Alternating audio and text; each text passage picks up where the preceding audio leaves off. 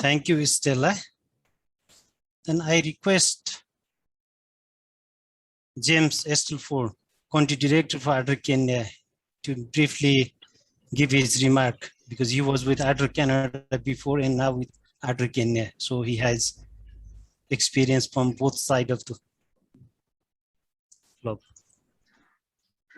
Thank you, Dr. Salil. I wasn't expecting to make any remarks today, hoping to just quietly listen. But this project is something that's been very dear to my heart. And if you could see inside my office, you would be able to notice that on the walls are some pictures from this project. Now, when I say project, really, we're talking about a series of projects. And our leaders right now may want to be focusing on RARE. But for these remarks, let me just say that this is an example of what ADRA does best. I think I noticed that there are some colleagues from ADRA Mongolia also on. And I often refer to the experience with ADRA Mongolia and ADRA Kenya and ADRA Canada as having something in common. Most importantly is that there have, in both cases, been a series of projects, not just one year, 2 year, 3 year project, but an engagement with the community that has lasted 10, 12 or more years. And that, in my experience in ADRA, is when we are really able to accomplish something, when we're able to change the space between the ears, when we're able to make an effective change in culture. That doesn't happen in a 9-month project. It happens when there's a long-term engagement. And it illustrates also what we do best in ADRA, which is moving from relief to development. So many of our projects around the world start in a relief phase. But then if we're fortunate, we're able to get the right funding mix, we can continue that relationship on with the community. So here what we have in Mandera West, which is, if you imagine a piece of paper, and if you look at the top right side of your piece of paper, that would be the map of Kenya. Mandera West is up there on the top right side of the country. This started back when there was the Horn of Africa famine. And initially, with the support of the Canadian Food Grains Bank and ADRA Canada, there was some relief efforts, handing out food to people who were in severe need. Of course, because it was ADRA already, there was some idea of how to make this culturally appropriate and to link it into development initiatives. Fortunately, the funding continued. More projects were written, but they were still all based in the same area.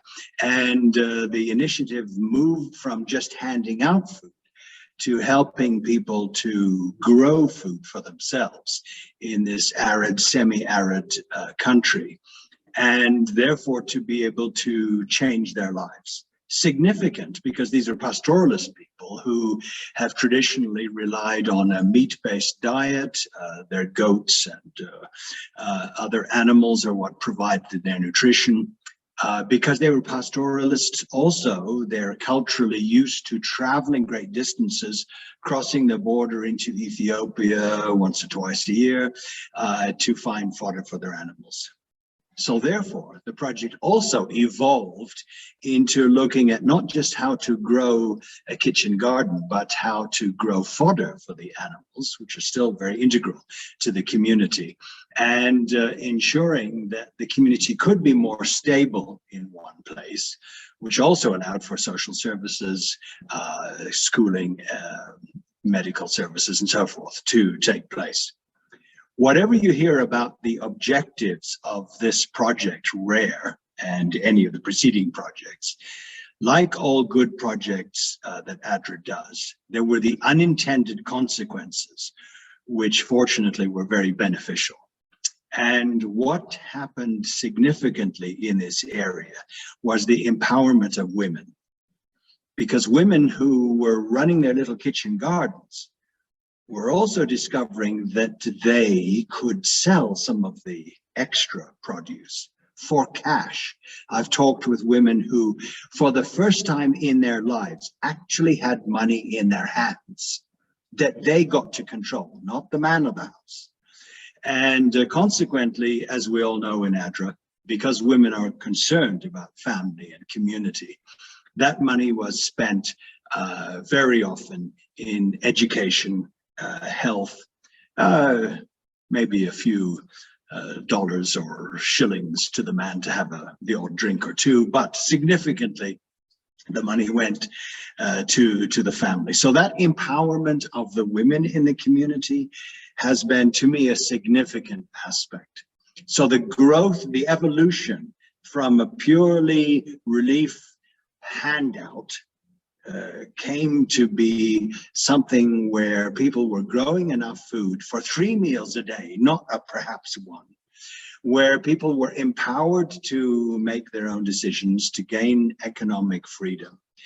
Precisely what we saw in the decade or two of Canadian Food Grains Bank and ADRA Canada involvement with ADRA Mongolia, where a pastoralist people moved to an understanding of vegetables, growing vegetables, improving their diet, getting the micronutrients that they weren't getting before, and getting the empowerment of having their own food supply.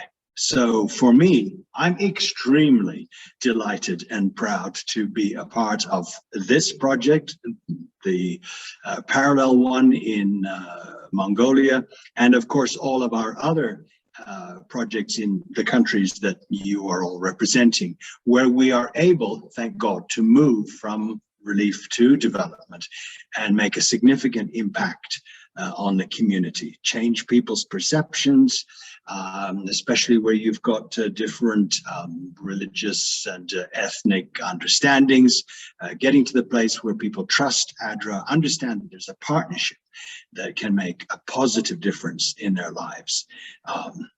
We have some failures in ADRA. I'm sure all of us could tell some, but I'm delighted to say this is one of our success stories. Thank you.